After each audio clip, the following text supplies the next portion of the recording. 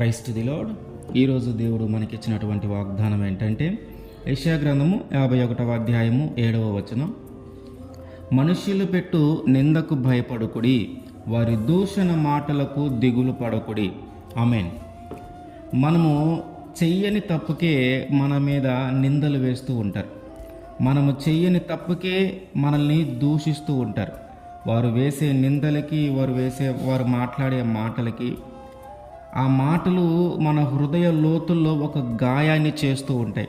ఆ గాయము మనలో ఉన్న సంతోషాన్ని పోగొట్టి దుఃఖంలో, ఒక దిగులులో, ఒక భయంలో ఆ భయంలోకి మనల్ని నెట్టివేస్తూ ఉంటుంది ఆ గాయం. అయితే ఈ మనుషులు మాట్లాడే మాటలను బట్టి, వారు వేసే నిందలను బట్టి, వారు చేసే దూషణను బట్టి మనలో ఉన్న ఆ సంతోషమంతా మనం పోగొట్టుకొని మన రోజువారీ పనులు కూడా మనం చేసుకోలేని ఒక పరిస్థితిలోకి వెళ్ళిపోతూ ఉంటాం. మానసికంగా చాలా బాధతో కృంగిపోతూ ఉంటాం. నలుగురిలో కూర్చొని మాట్లాడాలంటే భయము, నలుగురితో కలిసి ఎక్కడికైనా వెళ్ళాలంటే భయము.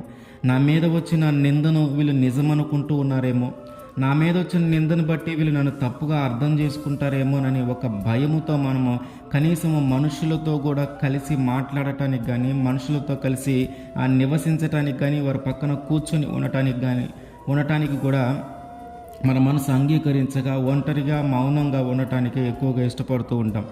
ఒకవేళ మనం అట్లాంటి పరిస్థితుల్లో కానీ ఉంటే దేవుడు నీతో మాట్లాడుతున్నటువంటి మాట ఏంటంటే, మనుష్యులు పెట్టేటటువంటి నిందలకు నీవు భయపడొద్దు, వాళ్ళు చేసే దూషణ మాటలకు నువ్వు దిగులు పడొద్దు. ఎందుకంటే నీ నిందను తీసివేసి నీకు గౌరవాన్ని ఇవ్వగలిగిన దేవుడు, నీ దిగులునంతా తీసివేసి, నీ చింత యావత్తునంతా తీసివేసి ఆనందమును సంతోషమును ఇవ్వగలిగిన దేవుడు. నీవు ఎవరైతే ఆయన నమ్ముకుంటారో ఎప్పుడు వారు అవమానపరచబడరు. ఆయన నమ్ముకున్న వారు ఎవరు సిగ్గుపరచబడరు. ఆయన నమ్ముకున్న వారు ఎవరు కూడా తలదించుకునే పరిస్థితుల్లో ఆయన ఉండనివ్వడు. అందుకని ఆయన చెప్తున్నాడు, నువ్వు ఆ నిందలకి భయపడొద్దు. ఎందుకంటే ఒక రోజు వస్తుంది, ఆయన ఆ నిందనంతా పోగొట్టి ఒక గౌరవమైన జీవితాన్ని తిరిగి మనకి అనుగ్రహిస్తాడు.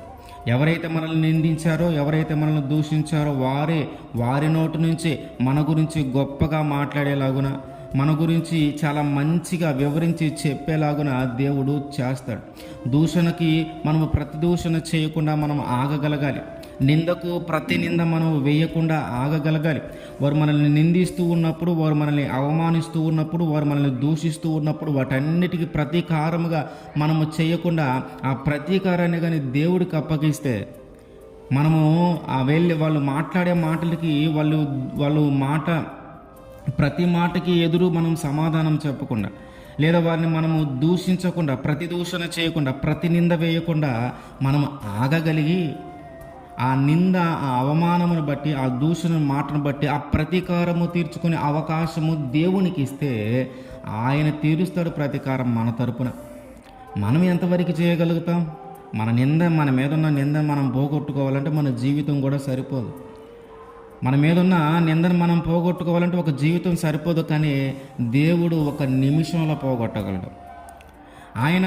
ఎందుకంటే ఆయన హృదయాంతరంగాలు ఎరిగిన దేవుడు కనుక, ఆ హృదయాంతరంగాలలో ఉన్నటువంటి వారి ఆలోచన ఏంటి, ఎందుకు వీళ్ళు ఇట్లా ఆలోచిస్తూ ఉన్నారు, ఎందుకు వీళ్ళు నిందలేస్తూ ఉన్నారు, ఏమి ఆశిస్తూ ఉన్నారు వీరి దగ్గర నుంచి, ఏమి స్వార్థం ఉంది వీళ్ళు అని ఆలోచించి ఈ నిందలు వేయటానికి కారణమేంటో ఆయనకి తెలుసు కనుక, ఆ నిందలు వేసే వ్యక్తిని, అవమానపరిచే వ్యక్తుల్ని, ఆ దూషించే వ్యక్తుల్ని అందరినీ కూడా వారి హృదయంలో ఉన్న ఆలోచనలు మార్చి, వారు దేనికోసము ఏమి ఆశించి మనల్ని నిందించాలనుకున్నారో, ఏమి ఆశించి మనల్ని దూషించాలనుకున్నారో ఆ హృదయ తలంపులు ఎరిగిన దేవుడు గనుక ఆ శత్రుల హృదయంలో ఉన్నటువంటి ఆ ఆలోచనలన్నిటిని ఆయన మార్చి తిరిగి వారే మన గురించి మంచిగా చెప్పేలాగున, వారే మన గురించి చాలా చక్కగా మంచి ప్రవర్తన కలిగిన వారని చెప్పేలాగున ఆయనే వారి హృదయాలను మార్చి మన గురించి సాక్ష్యం ఇచ్చేలాగా చేస్తాడు దేవుడు.